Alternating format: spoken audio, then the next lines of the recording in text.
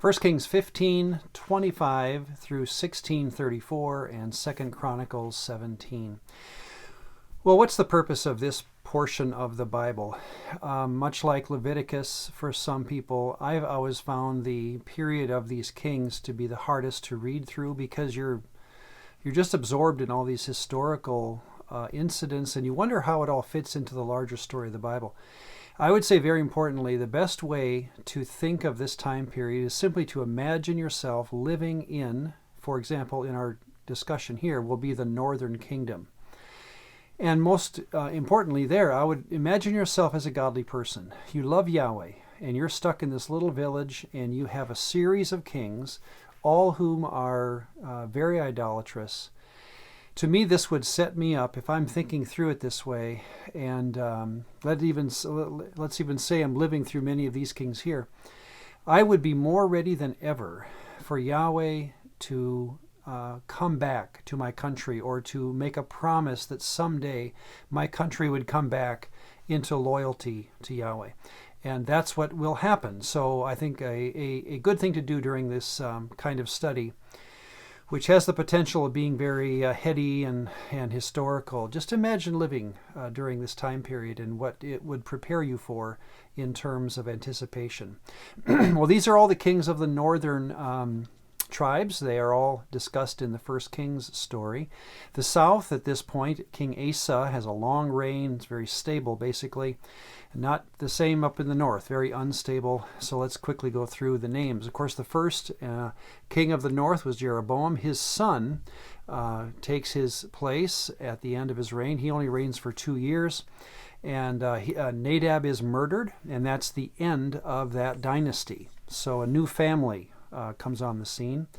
The first king's name is Baasha. He reigns for, and these are the number of years that these men reign. The first thing Baasha does, of course, is kill off the entire family of Jeroboam. These are very messy, bloody coups. And he reigns for 24 years. He's evil. Again, all these kings, I could say this of each one, they are all idolatrous. They all fall into line under the sins or the ways of Jeroboam. That's how they're usually described. His son Elah is after him. All we know about Elah, very little is said, except that he was murdered or assassinated when he was drunk up in his capital in Tirzah. At this point, the capital has been moved from Shechem to Tirzah. This again is the end of a dynasty, a short 2-king dynasty.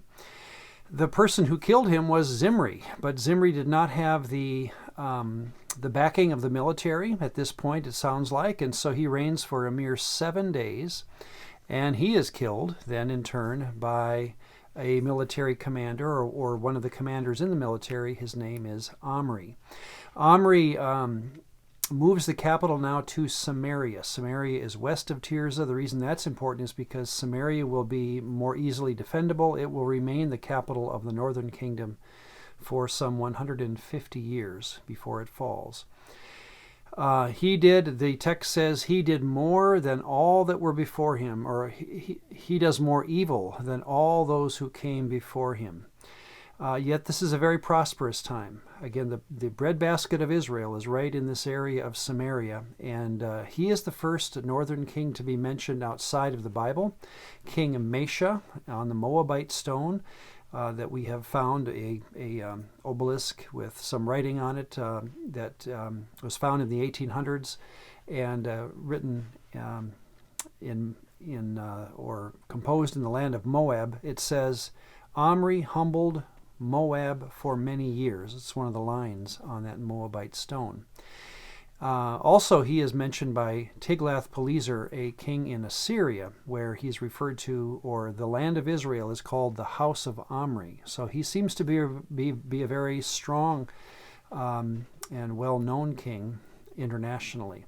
His son Ahab takes his place and again reigns for 22 years. If there is a competition for an all-around worst king of the northern tribes, Ahab wins that hands down. The text even says, even after it mentioned how bad Omri was, it says no king had done worse than Ahab.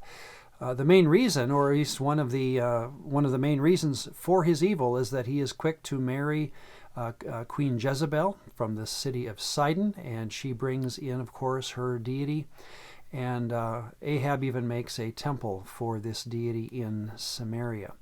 Well, all this sets up now for one of the main crises moments of the Old Testament story, and the introduction of one of our main characters, one of the most well-known characters, and that is the prophet Elijah.